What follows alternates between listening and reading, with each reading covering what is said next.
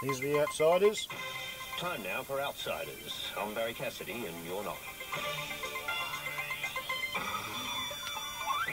And our thanks to Uncle Barry. Your outsiders this morning, Guy Rundle. He's a writer on transcontinental politics for Crikey, among other publications. Roger Franklin, online editor for Quadrant. And Jane Gilmore, editor of King's Tribune. Welcome to you all.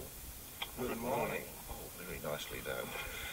Splendid chorus. I think we should do it again. Good morning to you all. Good morning, Jonathan. I'm enjoying that. Well, the story this morning in local politics, the wedding singers. They're at it again, the government. Some allegations of, I don't know how we should phrase this exactly, but expenses have been claimed for attendance at certain nuptials, notably a Bollywood wedding at which some politicians were flown across by Gina, Reinhardt, and then came back of their own accord, claiming some of those expenses against the public purse. Jane, tisk, I say.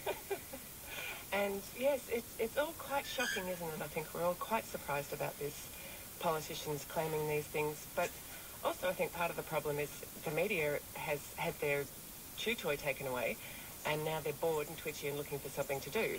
And so they're going around finding these things because, of course, they're there to be found on either side of politics. And yet, I mean, new ministers of the Crown, like BarnyBaby Joyce, should know better than to claim however many $1,000 it was to fly back from Malaysia. Guy Rundle, AirAsia can get you from KL to here for what? $200, but you bring your own sandwiches. So Barnaby and wife spent close to 6,000 flying from Kuala Lumpur, which is, I mean, it's almost on the Melbourne tram network. Kuala Lumpur is so close. So you know, that really is, I mean, it's interesting. You do wonder whether there is going to be parallels with the British expenses scandals and the way that was like a thread that someone tugged at with a few expenses. Quickly unravelled. And when you pulled it, you then found out that people had been, what you'd had was expenses inflation. People had started putting stuff on, and a little more on over the years. Nobody had real guidelines, and then suddenly people were, you know, charging for their moats to be cleaned, or for an island for their ducks on their country estate. I do remember that particular example. From those days, and so we will see. But Roger Franklin, Tony Abbott caught up in all this morning as well with the wedding. This is some time ago. Sophie Mirabella, then Panopoulos. It was a wedding with full military honours, as would seem fitting. But Tony Abbott attended and charged, what, $1,200? Which he subsequently repaid. Which he did. Is that enough? I mean, just as long as you give it back, does that make it okay? Allowing that all the details as reported this morning in the Fairfax papers, which is often a dubious proposition, are correct, then it's time to go through the expenses of parliamentarians like a dose of salts. They're there to serve the people. Well, this is, I mean, Guy's example. I mean, when they happened in the UK, it became... this was one of the first things where the Guardian got the documents and threw that over to the good people to plough through. Well, it's very interesting because it was one of the first FOI requests. Like, Freedom of Information came in late to Britain, and an American journalist named Heather Brooke, who was used to doing FOIs in the United States, she said she rang up on like the third day that FOIs were being done, and she found out that nobody had yet put in an FOI request for anything. So she suddenly realised she had the field pretty much to herself. And so I think she put in some massive FOIs. Do you think journalists lacking in initiative? British journalists lacking in initiative, coming down from Cambridge. And now they've hacked the expense accounts of every... So it will be, yes, it will be interesting to see. I mean, the interesting thing about this wedding stuff is I always thought when we were on the trail during this election, I always thought Tony Abbott looked like a crooner at a mafia wedding. That's what he always looked like. He always looked like he was about to stand up and sing That's Amore. He must have attended some different mafia weddings. He just looked like Frank Sinatra with the horse's head in the bed. Who's the guy? I speak as somebody who was married to an Italian from Sheepshead Bay in Brooklyn. To take this seriously for a moment, Jane, I mean, does this recall the teething problems of the first Howard term, where there were some issues around sort of ministerial conduct and probity, which, as a result of which, people came unstuck? I mean, the sort of things that we've seen around expenses so far, well, I think it would have been enough back in the day to have people lose their job. I think it's whether it's how deep does it go? Because at the moment we're only scratching the surface, and if it's just a few little bits and pieces where people genuinely have forgotten, or so, I'm assuming that Tony Abbott doesn't do his own expenses, so somebody in his office has got mixed up. If there's a few bits and pieces like that, then no, it's probably not a big deal. If somebody's building islands for their ducks and we just don't know about it yet, then that's a problem. And I think somebody somewhere is probably going to, might even be our good guy Rundle himself, might make the effort to go and dig into this. It's investigative? It requires very little in the way of excavation because No, it's all on the public record. Yeah, exactly. So And it's just a matter of doing it. And sitting down and picking through it. Yeah. And there are probably enough people out there who are a little bit upset about Tony Abbott being the Prime Minister that they might find some time to do this. Suitably inspired. Now, I think we have tighter rules on things like accommodation, that sort of thing. I mean, in the UK, people were living 20 miles from London and running 2 different houses on expenses because it was too onerous in Britain to go 20 miles home late at night. So it was an extraordinary. we also lack moats. Extraordinary. Yes. Most places. We could build some. It's not, I'd hasten to add, just simply a thing that goes on in the federal sphere. If you want to look at parliamentarians' trips, you can have a field day looking at what Victorian parliamentarians get up to on their study trips. Well, the state level is of course, very fertile. This is Outsiders on Sunday Extra. Guy Rundle, Roger Franklin and Jane Gilmore this morning. And one of the big things of the past week was this. We've got to be able to say, strongly to women and girls, you've got a right to an environment that treats you with respect, treats you as an equal, and raising your voice about that isn't starting a war, it isn't playing the victim, it's just asking for what simply is right. Julia Gillard and those two extremely popular and celebratory encounters with Anne Summers, which what they might have lacked in sort of interrogative vigour made up for in love, I think. Were you surprised at all, Guy Rundle, by the enthusiasm of the reception? No, I could feel the estrogen coming off the TV screen. It was like, I didn't have a problem with sort of people doing, a grand tour of their fan base and people coming out for that sort of thing. But once again, it didn't really, it's an event that's just after the great sacking and the great bloodletting and that sort of thing. So you weren't going to get a more honest assessment of and I think sneering at the audience for dripping estrogen when, for particularly women in Australia, to have a woman in that position was a huge move, whatever we may have thought of some of the things that she did. Absolutely, yes. But sneering at the response is perhaps a little unnecessary. It's a little... No, as I said, it's you have a right to have these sort of celebratory events with a sort of fan base, a political base, that sort of thing. And I That's think fine. the point's been made several times that we can say we were all really pleased to have a female Prime Minister while still being able to criticise many of the moves that she and made. still being able to make a little joke about it. As the resident Yes, well, I'm a feminist. I have no sense of curious to humour. know what possession of a uterus entitles you to respect as a Prime Minister. I think that's the deeper thing here. I mean, I don't think anybody pretends that she wasn't, in many ways, troubled by competence. Yes. Actually, I was at the Melbourne interview, and I've obviously read a number of the other things she said, and I found it quite a weird mix of being incredibly politically astute and naive to the point of stupidity about some of the pragmatic realities of politics. This is what characterised those 3 years, though, those extraordinary contradictions. And I also found that in the interview because it was almost hagiography having that interview with Anne Summers, but one of the people, I was at the Melbourne when one of the people asked her about her relationship with the media, and it was a really revealing response because she said that she had never developed any relationships with the press gallery as perhaps some others in the Labor Party may have, and that at the time she didn't think that was a problem because she didn't think she needed it, which is politically stupid.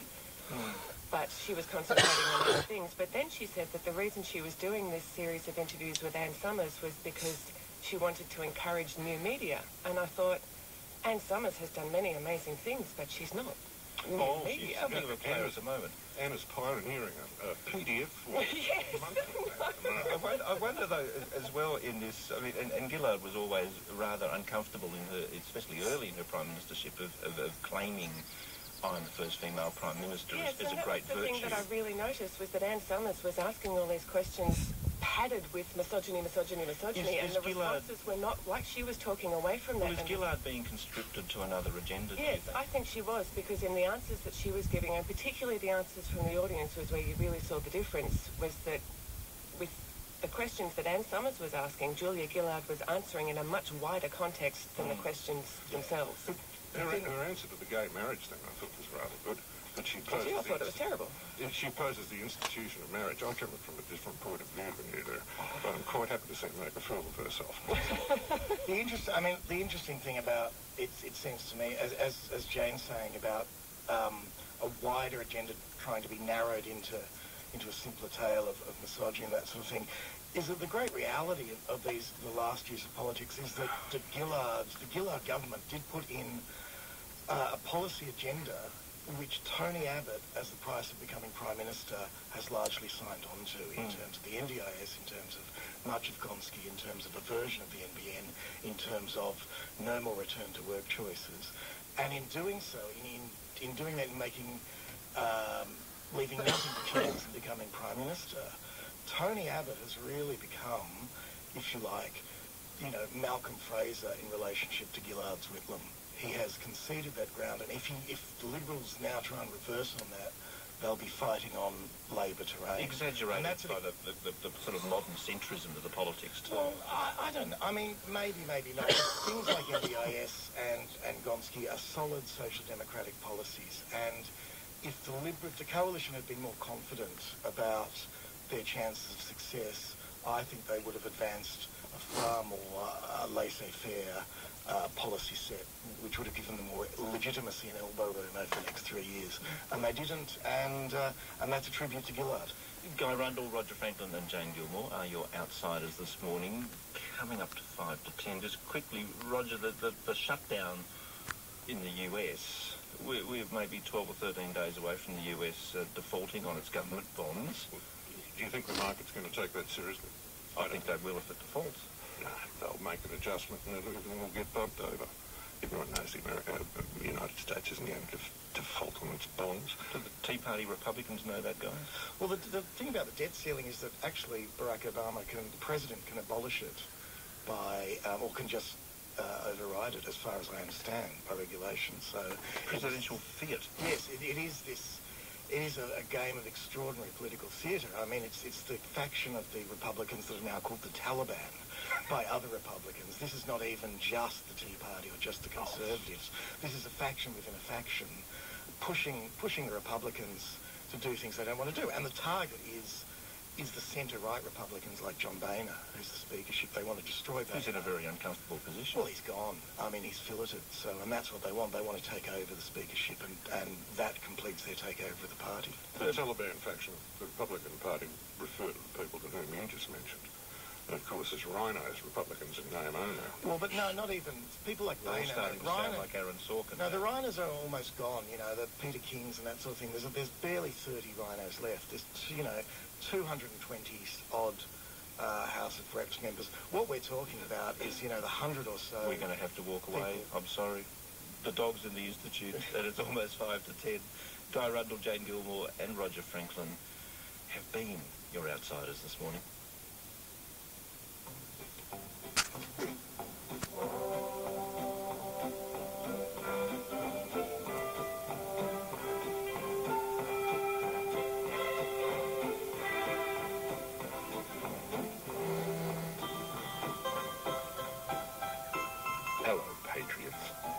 Welcome to First Dog on the Moon's Guide to Modern Living. I'm Walkley Award-winning cartoonist, First Dog on the Moon. Recently, our shiny new Minister for Immigration and Border Protection, Scott Morrison, said, and I quote, "We are going to operate the Operation Sovereign Borders." I'll just repeat that in case you missed it. We are going to operate the Operation Sovereign Borders. Let's unpack that, shall we? What did he really mean? Well, what I think Scott is saying is that Scott and his 3-star General, Major General Angus Campbell, are going to operate the operation, which is what you do with an operation. You operate it and it becomes operational. Scott then goes on to explain which specific operation they're going to operate. It's Operation Sovereign Borders, in case you missed it. And the words just drill into your head, into your heart, until you want to sink beneath the waves, and still nothing changes. We have left the surface of the facts far behind. We are no longer bound by the gravity of what is true. We've spent the last 3 years floating and writhing in empty space. Space we filled with fear and loathing, with tight throats and dull terror in our guts, all the while clawing and beating helplessly at the windows, desperate for air. We will turn this economy around. We will turn this nation around. We will lead this panicked mass, this desperate, pleading, mewling, fattened populace toward a promised invisible land. Terra nullius. We will feed them hypocrisy. We will shovel our sanctimonious empty talk into the maw of their lives, and they will be sated, and they will finally be able to ignore us. All will be well. All will be right. We have shattered goodwill. We have broken the back of decency, and the kinder, gentler polity lies in ruins. Trampled underfoot, it was always a lie. Nobody cares. Nothing changes. We did not care then if they drowned, and we do not care now. Those conveniently inconvenient others and their failed lives, drifting beneath the surface of this, the great Australian dream. We demonised them brutally, incessantly. We stood upon their graves to take power, and now that task is ended, so are they. We finished with the bitter, strident frenzy, and now there will only be silence. The man of action has become inaction man. In Italy, when one of the boats sinks, they have a national day of mourning. In this country, we fill the acrid air like birds, like carrion birds, with bitterness and hatred and blame, and nothing changes. We send pregnant women to Nauru, and nothing changes. Meanwhile, Bill and Anthony try to outvision each other in the race to lead the ALP to their next defeat. Only time will tell if anyone will ever care again. It doesn't seem likely. Doesn't anything nice ever happen? They found a tiger quoll in the Grampians. They haven't seen Dasyurus maculatus there since 1872. They caught it with a remote camera. The tiger, or spotted quoll, is an apex predator, so it's a good sign apparently. This has been First Dog on the Moon's Guide to Modern Living, proudly brought to you by the First Dog on the Moon Institute. There you go. That's a week in Australia. Oh. Island incontinent of Abbottania, where the Liberal National Party politicians are already getting caught with their snouts in the trough,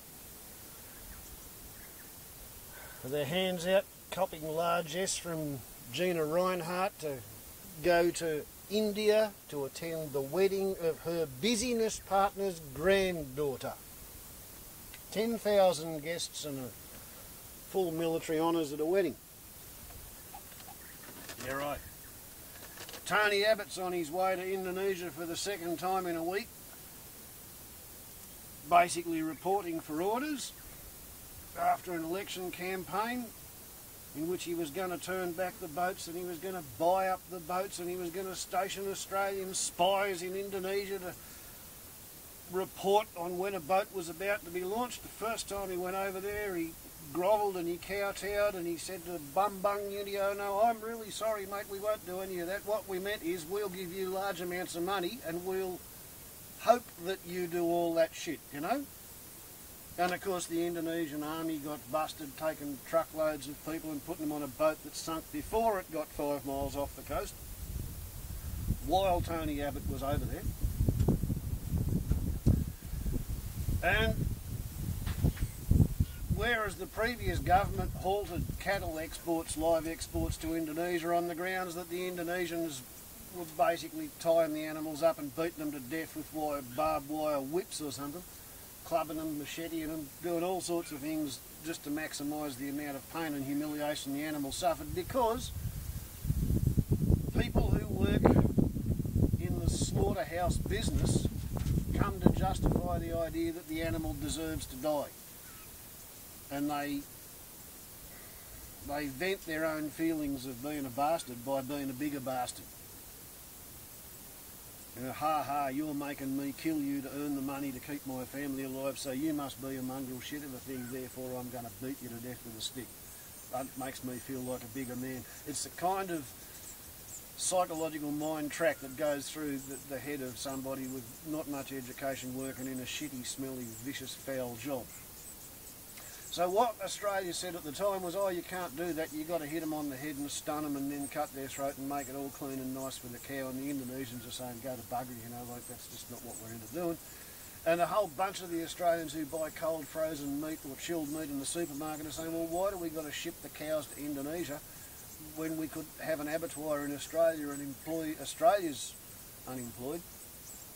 No, that ain't going to happen, because the Indonesians haven't got refrigeration in the place where they want to eat the meat, and they want the meat, you know, killed pretty close to sundown. So Tony Abbott goes over there and he says, oh, I'm really, really sorry I said those things about the bloody migrants and the boats and all the rest of it. Look, if you forgive me, pretty please, we'll let you buy a couple of million acres of the Northern Territory for you to have a cow farm, and I'll guarantee never, ever, ever to put any restrictions on exports of Australian agricultural produce to Indonesia. That's how big of a suck-up Tony Abbott was. And BarnyBaby Joyce, Backflip BarnyBaby they call him, who literally got elected on the platform of putting tighter restrictions on foreign ownership of Australian land. Oh, well, you see, he went and he had a talk with the local cattlemen concerned, and that mitigated his attitude. That's what he said before he got on Gina Reinhardt's private jet to go to India to watch her business partner's granddaughter get married, and then try and sting us, the fucking taxpayers, for $12,000 worth of flights back. Oh, here I am, stuck in bloody India. Oh, no, I'll just claim it as a study tour. Although I was only there for one day, I learnt a lot. Signed, BarnyBaby, Backflip Bullshit Joyce. I can only hope that Tony Abbott will be so stubborn and pig-headed that he will attempt to get his carbon tax repeal bill through the existing Senate on the grounds of, whereas he used to write essays about the myth of the mandate, now he thinks he's got a mandate. And the Greens and the Labor Party will stand up to him, and in the meantime, the Australian population will take notice of the fact that the IPCC report says that Tony Abbott's side of politics is on the wrong side of history, the wrong side of chemistry, the wrong side of thermodynamics. And therefore we have to get a rational, sane, grown-up government in there, because at the moment what we've got is greedy, boastful, selfish, rapacious, infantile delinquents who think that if you tell enough bullshit for long enough you can get your hands on the levers of power and you can funnel money to your own pockets and those of your mates who will then employ you when you get caught and kicked out. That's the sort of scumbags who go to fucking Liberal Party meetings and National Party meetings because they want to cook the books so that they can make more money. That's the interest in right-wing politics. They figure might makes right, and what happens is might makes Nazis. Warbles on a lot to YouTube. That's the rant. Ciao.